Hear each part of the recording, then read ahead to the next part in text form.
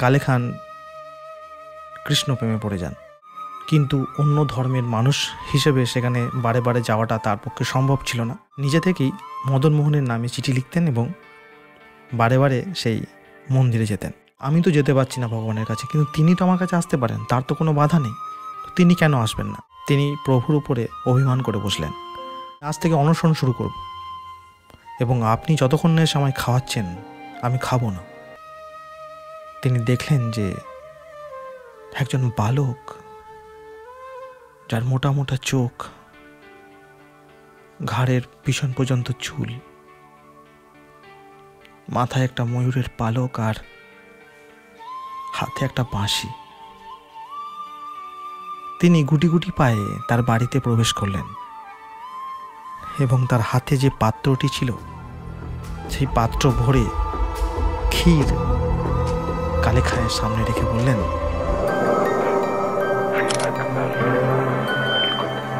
অভির গল্প বইয়ে এর আগে আমি অনেক সিরিজ শুরু করেছি, আজ থেকে নতুন একটি সিরিজ শুরু করছি যেটা ভক্তিমূলক স্টোরি, যেখানে আমি বিভিন্ন মহাপুরুষের মুখ থেকে হোক বা যে কোনো পডকাস্ট থেকে হোক শোনা কিছু গল্প, কিছু ভক্তিমূলক গল্প আপনাদের সামনে পরিবেশন করব। আশা করি আপনাদের ভালো লাগবে এবং যারা সে সমস্ত গল্প শুনতে পাননি বা সে সমস্ত গল্প দেখেও বুঝতে পারেননি তাদের অনেকটা হেল্প হবে। আর এইগুলো আপনাদেরও জানা দরকার যে আমাদের ভক্তি কতটা দূর পর্যন্ত তার প্রমাণ দিয়ে গেছে। তো আজ আমি প্রথম যে গল্পটা শুরু করব সেটা অনুজ শর্মা, যিনি গল্পটি বলেছিলেন আবরাকাডাবরা বলে একটি পডকাস্ট চ্যানেলে, যেটার ওনার পারস চাপড়া।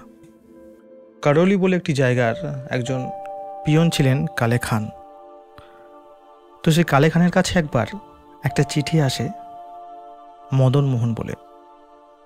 তো কালে খান মদন মোহনের চিঠিটা নিয়ে সেখানে দিতে আসেন এবং যে জায়গাটা এসে উপস্থিত হন সেটা একটা কৃষ্ণ ভগবানের মন্দির।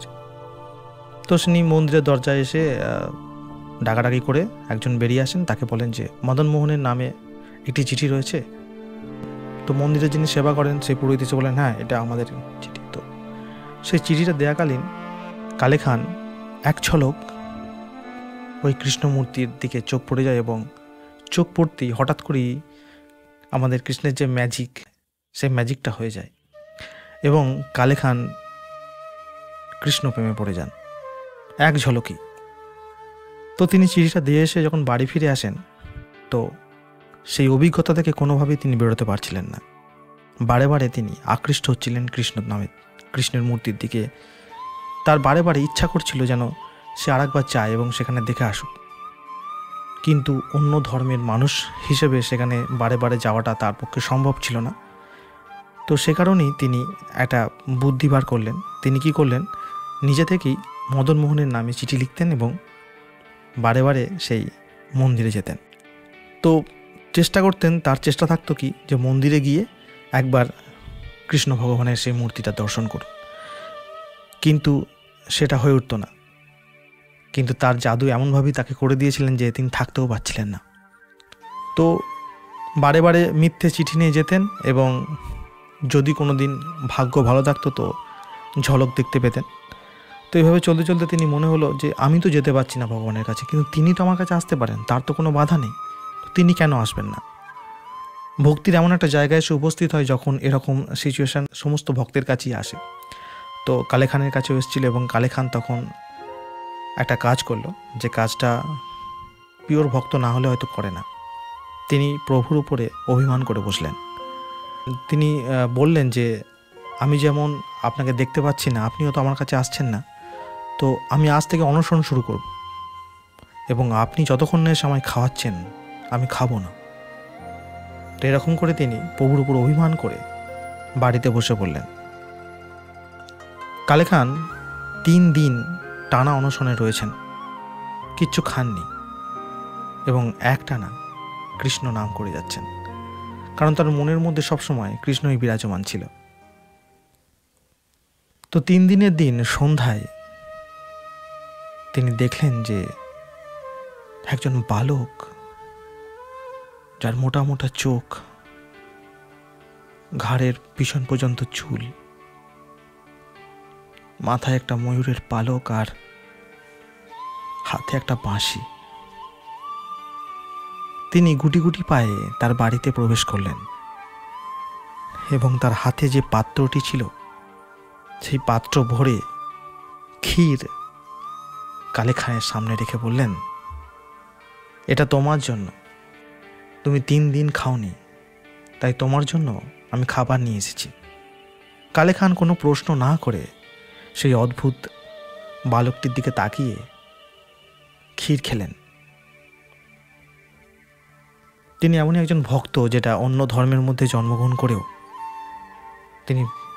তিনি ভগবানের দেখা পেয়েছিলেন। সকাল হতেই মন্দিরের আশেপাশে একটা হইচই শুরু হলো। মন্দিরের পুজোর সময় যে রেকাবিটা লাগে, যে বড় থালাটা লাগে, সে থালাটা খুঁজে পাওয়া যাচ্ছে না। তো হইচই শুরু হতেই কালে খানের কাছেও কথাটা গেল, কারণ কালে খান মন্দিরের দিকেই যাচ্ছিল এবং তার হাতে ছিল সেই থালাটা দেখে মন্দিরের লোকজন চেঁচামেচি শুরু করলো এবং সবাই মিলে তাকে দোষারোপ করতে লাগলো যে সে নাকি চুরি করেছে।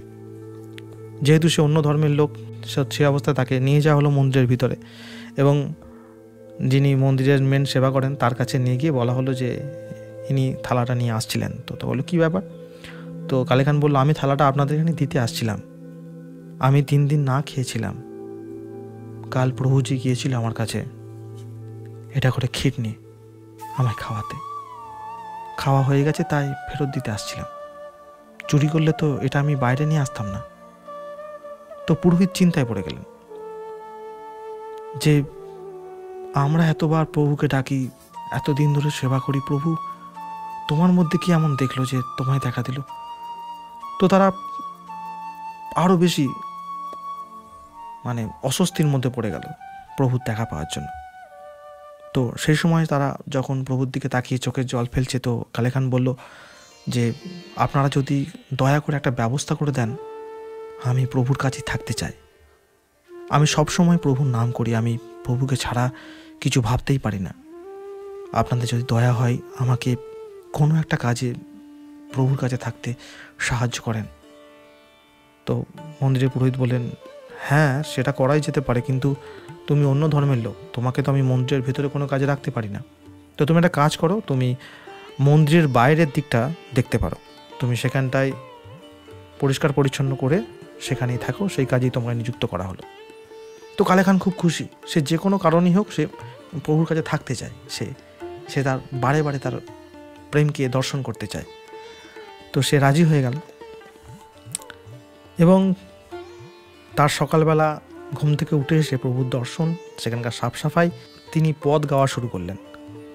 প্রভুর সামনে দাঁড়িয়ে দাঁড়িয়ে নিজের ইচ্ছে মতো পদ গাওয়া শুরু করলেন এবং আস্তে আস্তে তিনি এমন এমন পদ গাইতে শুরু করলেন যেগুলো মন্দিরের পুরোহিতরাও দেখে খুব খুশি হতো। তো এই ব্যাপারটা যখন হতে লাগলো, তখন তাদের ধর্মের কাছে কালে খান খুবই বদনাম হয়ে গেল এবং তাদের এলাকায় বা পাড়ায় খুব কালে খানকে নিয়ে চর্চা শুরু হলো যে কালে খান কাফের, কারণ সে হিন্দুদের মন্দিরে গিয়ে পড়ে থাকে, সেখানে কাজকর্ম করে। তো এইটা নিয়ে একটা দোনোমনো তো এরকম চলছিল। এর পরের ঘটনায় যায়, কালে খান বিয়ে করেছিল, বিয়ে হওয়ার পরেও তার কোনো বাচ্চা ছিল না। তার বউয়ের সঙ্গে তার এরকমই মতবিরোধ চলতো, কারণ সেও একজন অন্য ধর্মেরই।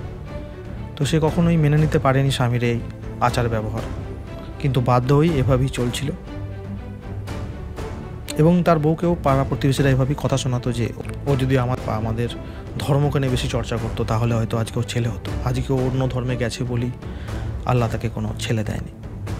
তো এটা শুনতো কালে খান, কিন্তু কখনোই মাথায় মধ্যে নেয়নি। তার বউ বারে বারে তাকে টানা দেয়, কিন্তু তবু সে শোনে না। তো একটা সময় তার বউ এত বেশি বাড়াবাড়ি করলো, সে মাথা খারাপ হয়ে গেল তার। তো যখন এরকম শুরু হলো, তো কালে খান বললো যে আর তো সহ্য করা যায় না। তখন তিনি কী করলেন, প্রভুর কাছে গিয়ে বলেই ফেললেন যে প্রভু আর সহ্য করা যায় না, এটা এমন বেশি শুরু করেছে যে আপনার কাছ থেকে মন আমার সরিয়ে দিচ্ছে। তো একটা কাজ করুন প্রভু, আমার একটা সন্তান দিন, আমি সন্তান দিয়ে আমার বউকে সন্তুষ্টি দিই। তো এই ঘটনার কিছুদিন পরই কালে খানের স্ত্রী সন্তান সম্ভব হয় এবং কয়েক মাস পর তার সন্তানও হয়। তো এটা হওয়ার পরই ওদের মধ্যে চর্চা শুরু হয় যে স্ত্রীটা আল্লাহকে খুব ভালো করে ডাকাডাকি করেছে বলে আজ কালে খানের স্ত্রী একজন সন্তান পেল। কিন্তু কালে খান তো কাফের, ও তো কথা শোনে না। কিন্তু কালে খান এই ব্যাপারটা কখনোই মাথার মধ্যে নেয় না। তো তিনি জানেন যে ব্যাপারটা কী। সে সবসময় শান্ত আর একটা উদাসীন মনোভাব সবসময় তার মধ্যে থাকতো। তাকে কোনো রকম দুঃখ কষ্ট ছুঁতেই পারতো না, কারণ সে সবসময় প্রভুতে মজে থাকতো। তো এরকম সিচুয়েশন চলতে চলতে একদিন কি হলো, কালে খানের স্ত্রী দৌড়ে এসে মন্দিরের সামনে থেকে ডাকাডাকি শুরু করলো। তো কালে খান বেরিয়ে গেল। কি হয়েছে সে বলতে থাকে যে আমাদের বাচ্চাকে সাপে কেটেছে নদীর ধারে, তুমি তাড়াতাড়ি এখানে পড়ে না থেকে একজন ডাক্তার বা বৈদ্যকে নিয়ে ওখানে এসো। তো সে বলেই চলে যায় দৌড়ে। কালে খান প্রভুর দিকে তাকিয়ে উদাসীন মনে বলে, হে প্রভু, তোমার এই কি লীলা, তুমি আরও আমায় কাছে ডাকছো। তো আমি বুঝতে পেরেছি। সেই উদাসীনতা নিয়েই সে নদীর ধারের দিকে যায় এবং সেখানে গিয়ে দেখে তার ছেলে পড়ে রয়েছে এবং তার স্ত্রী দেখে যে কালে খান কাকুই ডেকে নিয়ে আসেন। তো সে আবার বকাবকি শুরু করে। তো সে শুনে কালে খান দৌড়ে গিয়ে একজন ডাক্তারকে ডেকে নিয়ে আসেন এবং ডাক্তার যখন ছেলেটিকে চেক আপ করেন তখন বোঝা যায় যে ছেলেটি মারা গেছে। ছেলেটির মারা যাওয়ার কথা শুনেই কালে খানের স্ত্রীর মাথা খারাপ হয়ে যায়। সে তখন কালে খানের দিকে তাকিয়ে রাগে ছেলেটিকে কোলে তুলে নিয়ে দৌড় দেয় এবং কালে খানও তার পিছু পিছু যেতে থাকে। তো দেখে তার স্ত্রী ওই বাচ্চাটিকে নিয়ে মদন মোহন মন্দিরের দিকে যাচ্ছে এবং সেখানে গিয়ে মন্দিরের দরজার সামনে বাচ্চাটিকে শুয়ে দেয়। কালে খানও তার সামনে এসে উপস্থিত হয়। তো সেই মুহূর্তে তার স্ত্রী চিৎকার করতে থাকে এবং বলতে থাকে, আজ যদি বাচ্চাকে আমি বাড়ি ফিরতে না পারি তো আমি কাউকে ছাড়বো না, না তোমাকে ছাড়বো না তোমার এই ঠাকুরকে ছাড়বো। আজকে তোমাদের জন্যই আমার এই অবস্থা। আমি কিচ্ছু শুনতে চাই না, আমার বাচ্চা আমাকে ফিরিয়ে দাও। সেখানে অনেক লোক জমা হয়ে যায়, কিছু হিন্দু মুসলমান সবাই জমা হয়ে যায় এবং সবাইকার মুখে মুখে কালে খানকে নিয়ে অনেক কথাবার্তা চলতে থাকে। তো কালে খান উদাসীন, সে প্রভুর দিকে প্রেমের দৃষ্টিতে তাকিয়ে বলে, প্রভু, এ কি লীলা তোমার? এটা কি করে বুঝবে তোমার এই লীলা? আমি আর কি বলবো? তখন বলি কালে খান একটা পদ গাওয়া শুরু করলো। তো সেই অদ্ভুতপূর্ব পদ শুনে যারা সেখানে ছিল তারা সত্যিই সেদিনকে মোহিত হয়ে গেছিল, ইভেন কালে খানের স্ত্রীও। সেই পদটা যদি বাংলায় অনুবাদ করা যেত সেটা এরকম যে, হে প্রভু, আমি ভিন্ন ধর্মে জন্মগ্রহণ করেছি, আমি জানি না কারা সত্যি কথা বলে, আমি শুধু তোমাকে বুঝি, কিভাবে তুমি আমাকে তোমার করেছ। আমি শুধু তোমাকেই চিনি আর আমি শুধু তোমাকেই জানি। আজ যদি আমার সন্তান তুমিই দিলে তো কেন কেড়ে নিলে? আজ আমি তোমার কাছে আবদার করি, প্রভু, ফিরিয়ে দাও আমার সন্তানের প্রাণ, সন্তুষ্টি দাও আমার সংসারে। তো কালে খান এই পদটি গাইতে গাইতে কেঁদে ফেললেন এবং তার চোখের জল যখন সেই বাচ্চাটির গায়ের ওপর গিয়ে পড়ল, বাচ্চাটি যেন চপ করে তুড়ি মেরে জেগে উঠল এবং জেগে উঠেই সে দৌড়দৌড়ি শুরু করে এবং বলে, কোথায় গেল, কোথায় গেল সেই ছেলেটি? কোথায় মা, কোথায় গেল সেই ছেলেটি? বাবা, কোথায় কোথায় গেল সেই ছেলেটি? ছেলেটি বেঁচে উঠতেই তার মা চমকে গিয়ে তাকে জড়িয়ে ধরে কাঁদতে থাকে এবং ছেলেটি একভাবে খুঁজতে থাকে কাউকে। তাকে শান্ত করে কালে খান জিজ্ঞেস করে, কি হয়েছে, কাকে খুঁজছিস তুই? ও ছিল তো আমার সঙ্গে, বাচ্চাটি চিৎকার করে বলতে থাকে, ও ছিল আমার সঙ্গে, কালো মোটা মোটা চোখ একটা ছেলে, যার অনেক বড় বড় চুল, যার মাথার মধ্যে একটা ময়ূরের পালক লাগানো। সে তো আমার সঙ্গেই খেলা করছিল এতক্ষণ, কোথায় গেল? আমি এতবার তাকে ডাকলাম, যেও না যেও না, সে চলে গেল আমাকে ছেড়ে।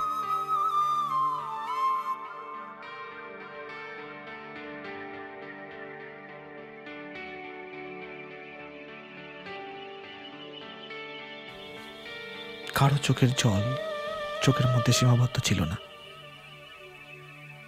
সবাই মদন মোহনের দিকে তাকিয়ে জোরহাত করেছিল।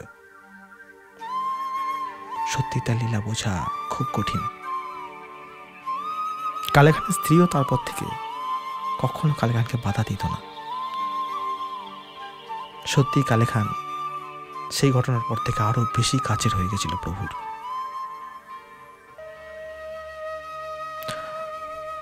তো এই ছিল আজকের একটা ছোট্ট ঘটনা, যেটা আমার খুব প্রিয়, খুব ভালো লেগেছিল। তো আমি চেষ্টা করব এরকমই কিছু ভক্তিমূলক ঘটনা আপনাদের সঙ্গে শেয়ার করতে, এবং আমাদের প্রভুর বর্ণনা আমাদের চারিদিক ছড়িয়ে রয়েছে, শুধু খুঁজে নিতে হয়, দেখে নিতে হয়, বুঝে নিতে হয়। সে তোমার সঙ্গেও আছে, সাক্ষী হয়ে, তোমায় বাধা দেওয়ার জন্য।